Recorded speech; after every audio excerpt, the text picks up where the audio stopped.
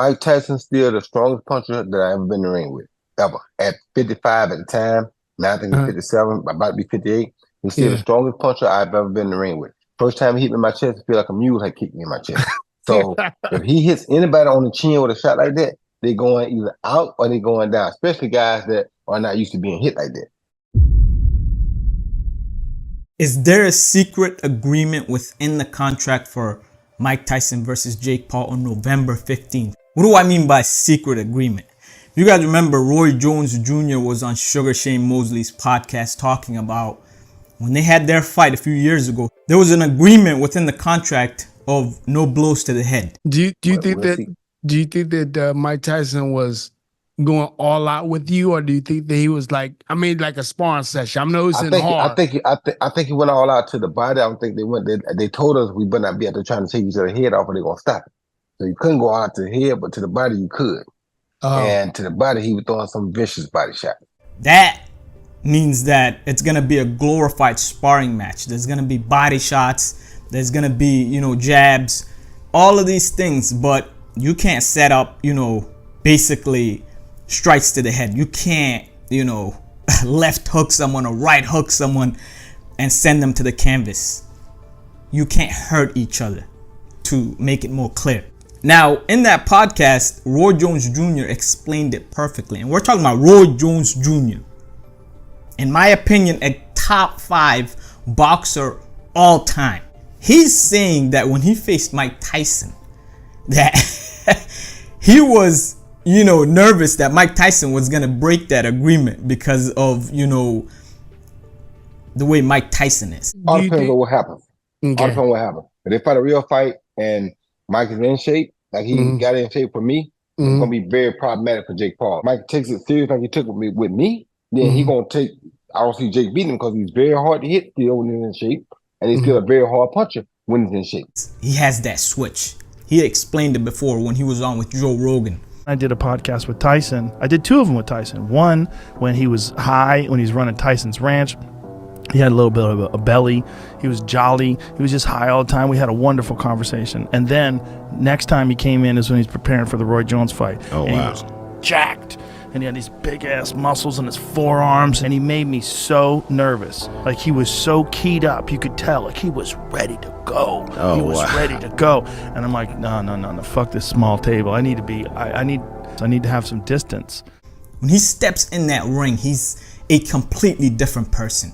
And you can see it in the lead up to this fight. So Roy Jones Jr. was like, he was nervous that they had that agreement. However, Mike Tyson might break it and, just send him to the canvas with the right hook or something.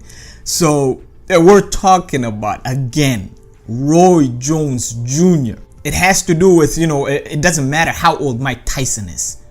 He has power, right? In boxing, unlike we've ever seen. This guy, even, closing in on 60 years old, probably has enough power to end the fight. Mike Tyson's still the strongest puncher that I ever been in the ring with, ever. At 55 at the time, now I think he's 57, about to be 58. He's still the strongest puncher I've ever been in the ring with. First time he hit me in my chest, I feel like a mule had kicked me in my chest. So if he hits anybody on the chin with a shot like that, they going either out or they going down, especially guys that are not used to being hit like that. You know what I'm saying? With the exception of people like Evander Holyfield, Lennox Lewis, these guys are bigger and they can take it, but Jake Paul, I don't think he's going to be able to take that. It might hit him on the chin like that. We'll see, but it's going to be tough. I say this to say that it would behoove Jake Paul, YouTuber turned boxer, an amateur boxer at best.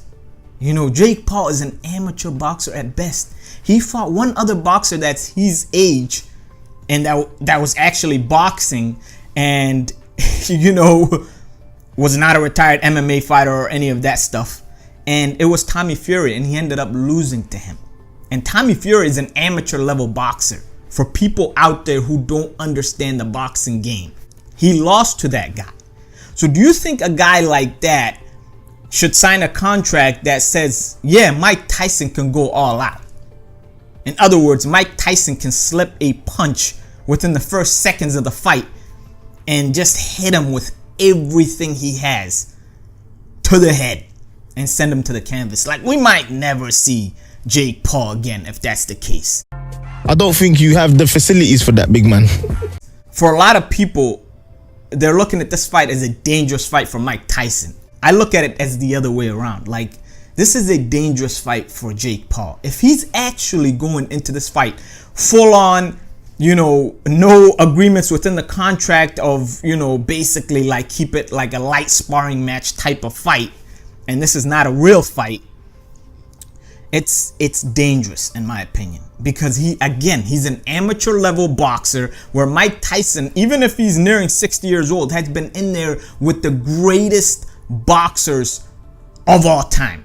He went through the heavyweight division, and he has a run in boxing unlike we've ever seen. This guy was ending fights in seconds, right?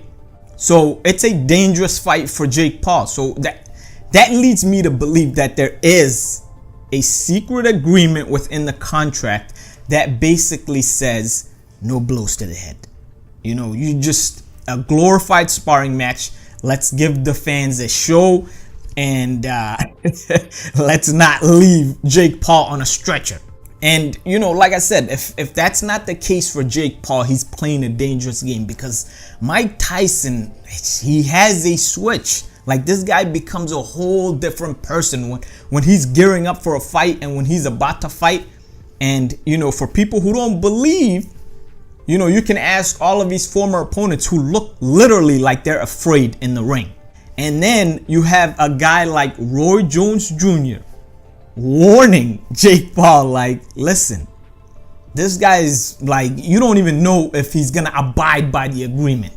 If he signed that agreement within the contract, you don't even know if he's going to abide by it or go off script and just knock you the fuck out. But if I had a real fight and Mike is in shape, like he got in shape for me, it's going to be very problematic for Jake Paul. Mike takes it serious like he took with me, then he going to take, I don't see Jake beating him, because he's very hard to hit still when he's in shape, and he's still a very hard puncher when he's in shape. So it would behoove him to have this agreement within the contract. I believe there is a secret agreement, you know, allegedly. But in the lead up to this fight, again, Mike Tyson looks like he has a switch and it's on. He doesn't care about, you know, YouTuber, Disney Channel guy Jake Paul anymore. This guy's seeing red. And so hopefully Jake Paul did the right thing and put that agreement in. Let me know what you guys think. Comment, like, subscribe, share. I appreciate it. Peace.